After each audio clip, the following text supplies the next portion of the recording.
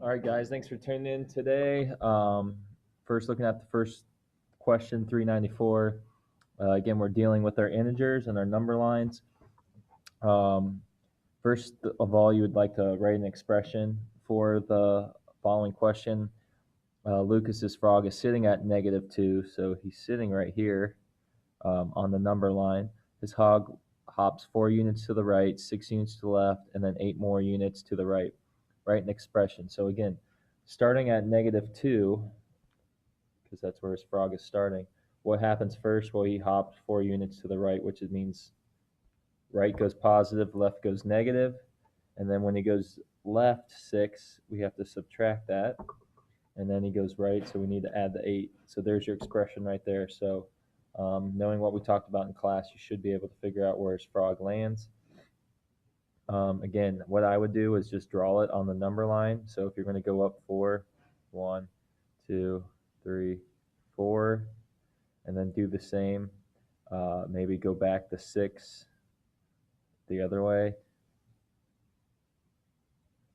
And then after, you can add your 8 and so on and so forth. So make sure you use that number line, and then you got to answer your 2 questions. Where did it land?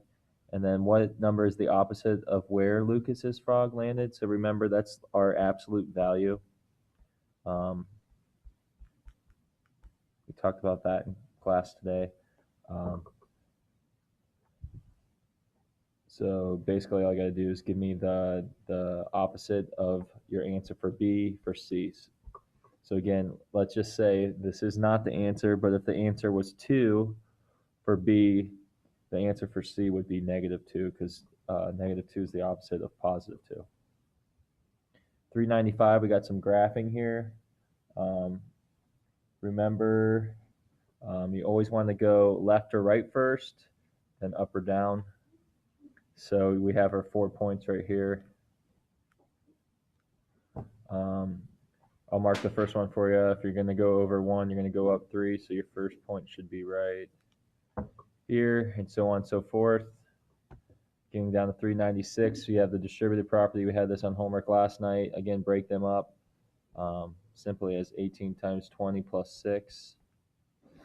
Boom and boom.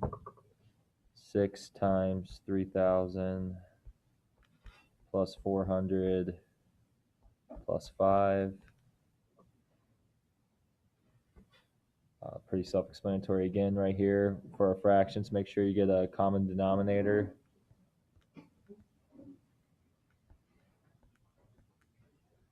So for 9/10 and 7/9, your common denominator would be 90.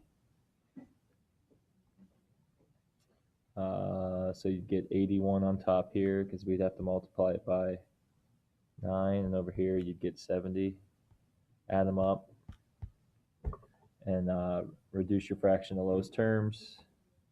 Last one, a seed mixture contains ryegrass and bluegrass. If 40% of the mixture is ryegrass, what's the ratio of ryegrass to bluegrass? It would be 40/60. Or if you divide both by 10, you get 4/6. Divide both by 2, you get 2/3.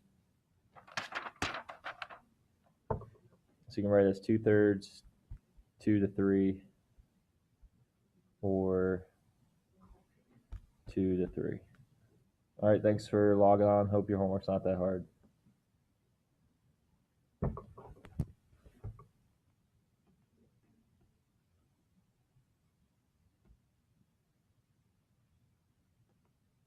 Did it stop? I guess it stopped.